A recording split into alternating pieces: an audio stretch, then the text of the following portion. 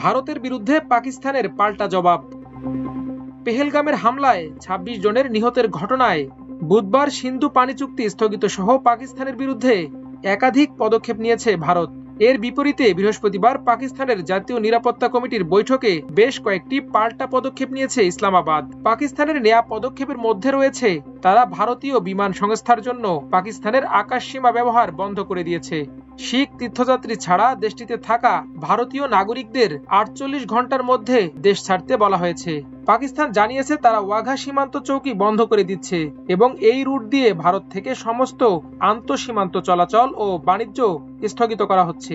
সিন্ধু পানি চুক্তি অনুযায়ী পাকিস্তানের প্রাপ্য পানি প্রবাহ বন্ধ করার যে কোনো চেষ্টা যুদ্ধের শামিল বলে গণ্য হবে এবং পূর্ণ শক্তি দিয়ে এর জবাব দেওয়া হবে। এছাড়া সিমলা চুক্তি সহ সমস্ত দ্বিপাক্ষীয় চুক্তি স্থগিত করারও হুমকি দিয়েছে পাকিস্তান। দেশটির প্রধানমন্ত্রী শাহবাজ শরীফের সভাপতিত্বে অনুষ্ঠিত বৈঠক শেষে এক বিবৃতিতে এসব পদক্ষেপের কথা জানানো হয়েছে। এদিকে কাশ্মীর ইস্যুতে ভারতের সঙ্গে চলমান উত্তেজনার মধ্যে বাংলাদেশ সফর স্থগিত করেছে দেশটির উপপ্রধানমন্ত্রী ও পররাষ্ট্রমন্ত্রী ইসহাক দার। ঢাকার পাকিস্তান হাইকমিশনের এক কর্মকর্তা এ তথ্য নিশ্চিত করেছেন। সফরের পরবর্তী তারিখ আলোচনার মাধ্যমে ঠিক করা হবে বলে জানা গেছে। সীমান্তে বিএসএফ সদস্যকে আটক। কাশ্মীর ইস্যুতে চলমান উত্তেজনার মধ্যে পাকিস্তানি সেনাদের হাতে আটক হয়েছেন ভারতীয় সীমান্তরক্ষী বাহিনী বিএসএফ এর এক জওয়ান। ইন্ডিয়া টুডের প্রতিবেদনে বলা হয়, বুধবার ভুল করে ওই জওয়ান পাঞ্জাবের ফিরোজপুর সেক্টরের সীমান্ত পেরিয়ে পাকিস্তানে চলে গিয়েছিল। সঙ্গে সঙ্গে তাকে আটক করে পাকিস্তানি রেঞ্জার সেনারা। ওই জওয়ানকে ফিরিয়ে আনতে পাকিস্তানি সেনাদের সঙ্গে বিএসএফ এরই মধ্যে পতাকা বৈঠকে বসেছে বলেও জানিয়েছে ভারতীয় গণমাধ্যমগুলো। পাকিস্তান রেঞ্জার্সের হাতে আটক হওয়া বিএসএফ এর ১৮২ নম্বর ব্যাটালিয়নের কনস্টেবল পিকে সিং ফিরোজপুর সেক্টরের আন্তর্জাতিক সীমান্তে কর্তব্যরত ছিলেন। ডাক্তার তাসনিম জারার বিরুদ্ধে আইনি নোটিশ।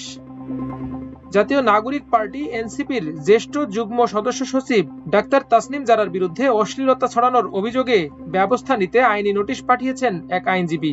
একই সঙ্গে ব্যবস্থা নিতে বলা হয়েছে ডক্টর জাহাঙ্গীর কবিরের বিরুদ্ধেও।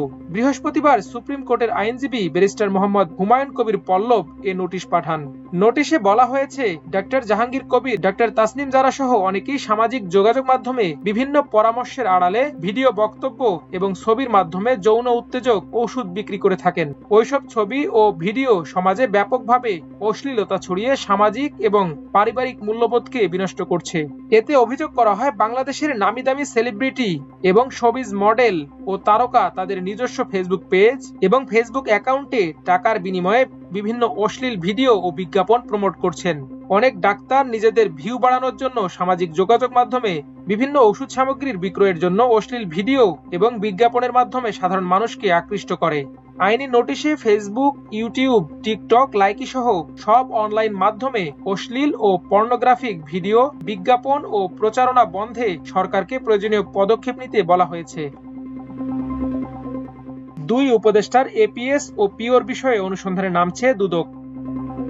দুর্নীতির অভিযোগে অব্যাহতি পাওয়া উপদেষ্টা আসিফ মাহমুদ, সজীব ভুঁইয়ার সহকারী একান্ত সচিব মোহাম্মদ মোয়াজ্জেম হোসেন এবং উপদেষ্টা নূরজাহান বেগমের ব্যক্তিগত কর্মকর্তা তুহিন ফারাবীর বিরুদ্ধে অনুসন্ধানে নামছে দুর্নীতি দমন কমিশন দুদক। রাজধানীর সেগুনবাগিচায় দুদকের প্রধান কার্যালয়ে ব্রিফিংয়ে এক প্রশ্নের জবাবে এই তথ্য জানান দুদক মহাপরিচালক ও মুখপাত্র মোহাম্মদ আক্তার হোসেন। নিষিদ্ধ তাওহিদ হৃদয়।